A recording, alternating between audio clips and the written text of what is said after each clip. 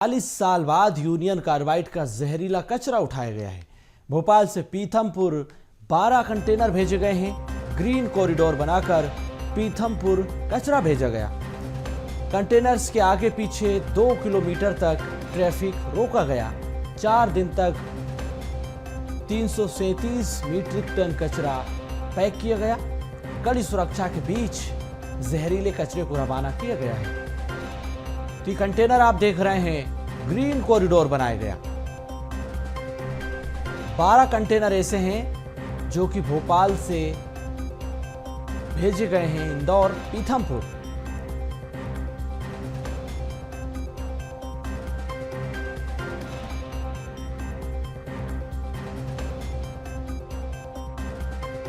दुर्घटना की दृष्टि से बहुत ही और उसके अवशिष्ट पदार्थों को नष्ट करने की दिशा में एक बड़ा ही निर्णायक दिन है। खासतौर पर इसके अवशिष्ट पदार्थों को निर्धारित एसओपी के अंतर्गत नष्ट करने के लिए इसमें उच्चतम मापदंडों का पालन किया जाएगा। हालांकि इसमें किसी भी तरह की परिस्थिति या पर्यावरण की दृष्टि से किसी भी तरह का वर्तमान परिवेश में कोई खतरा नहीं है, लेकिन इसके लिए एसओपी तय की गई, पुलिस बल भी लगाया गया है। एक अतिरिक्त पुलिस अधीक्षक स्तर के अधिकारी इसमें काफी के साथ रहेंगे। काफी लगभग 30 से ज्यादा वाहन है जिसमें काफी होंगे और एक पर्याप्त सुरक्षा व्यवस्था सुनिश्चित की गई है। सहयोगी मनोज राठौर हमारे साथ लगातार बने हुए हैं। मनोज जी, भोपाल गैस त्रासदी का जो अपशिष्ट बचा 40 साल तक जिस तरह से हम देख रहे हैं कि भोपाल के भीतर वो रहा और काफ़ी समय लगा इसको निष्पादन में, क्योंकि 40 साल बीतना बहुत बड़ी बात है अपने आप में। दूसरी बात ये कि पूरा ग्रीन कॉरिडोर बनाया गया। 12 कंटेनर से इस कचरे को इंदौर भेजा गया है।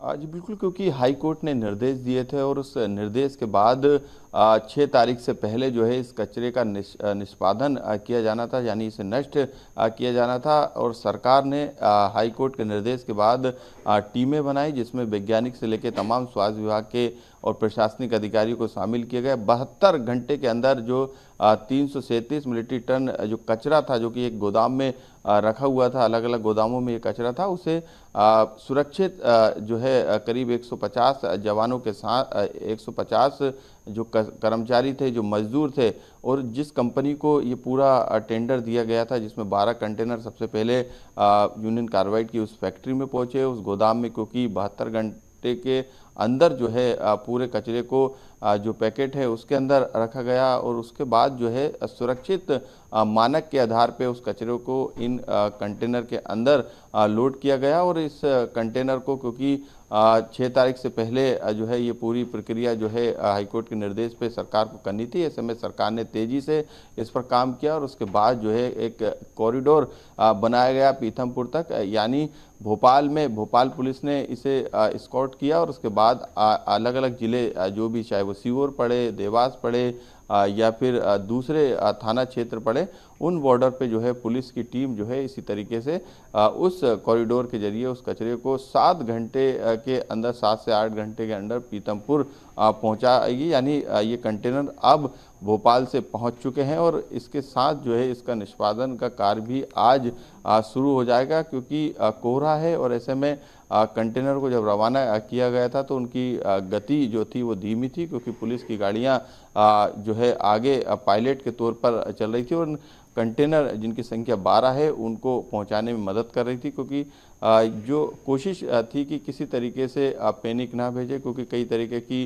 भ्रम जो फैलाने वाली जानकारी है वो भी स्थानीय स्तर पर फैल रही थी। लेकिन प्रशासनिक अमले ने पूरी यूनियन कार्बाइड को कवर किया और सुरक्षा के लिहाज से 150 से जवान वहां तैनात किए गए, ट्रैफिक को रोका गया और उसके बाद 40 साल के बाद जो है, जो एक तरीके से हम कह सकते कचरे का बोझ भोपाल झेल रहा था, उससे कहीं ना कहीं अब निजात मिली। लेकिन अभी भी कई ऐसे सवाल हैं जिसके जवाब जो है प्रशासनिक स्तर पे नहीं मिल पाए हैं। वो सवाल है कि जो कचरा था, जो कि गोदाम में था, जो कि चिन्हित था, जिसके बारे में जानकारी सबको थी, लेकिन फैक्ट्री के अंदर अभी भी जो है बताया जा रहा है कि कई जगहों पर, 20 से ज़्यादा जगहों पर इस तरीके का जहरीला कचरा है। जो तालाब है वहाँ पर भी कचरा है। इसके अलावा अंदर जो कई मशीनें जो लगाई गई थी, जो वहाँ पर पहले संचालित उसके द्वारा किया जाता था, लेकिन अब वहाँ पे क्योंकि पूरा खंडर है, मशीनों में लोहे में जंग लग चुकी है और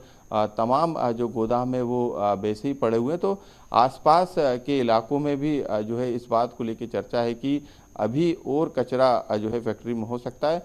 हालांकि संभवतः क्योंकि हाईकोर्ट की गाइडलाइन थी, हाईकोर्ट के निर्देश थे, उसी निर्देश का पालन किया। आने वाले समय में हो सकता है कि जो सरकार ने कदम उठाया उसके तहत जो वैज्ञानिक और जो डॉक्टरों की और जो विशेषज्ञों की जो टीम बनाई गई है वो इन सवालों का जवाब के तहत जो है उस स्थान पे यानी यूनियन कार्बाइड में जाके उस कचरे की पहचान भी करे और आने वाले समय में हो सकता है कि उस कचरे को जो है आगे जलाया जाए यदि ज़रूरत पड़ी तो। क्योंकि सरकार का जो प्लान है वहाँ पे एक बड़ा स्मारक बनाने का पूरा प्रोजेक्ट है जिसको लेकर केंद्र सरकार की मंजूरी भी मिल चुकी है। आने वाले समय में जो कलंक था भोपाल में भोपाल गैस त्रासदी का वो इस स्मारक के जरिए एक टूरिस्ट प्लेस बनाकर जो है उसे ख़त्म करने का काम भी आने वाले समय में मोहन सरकार करेगी।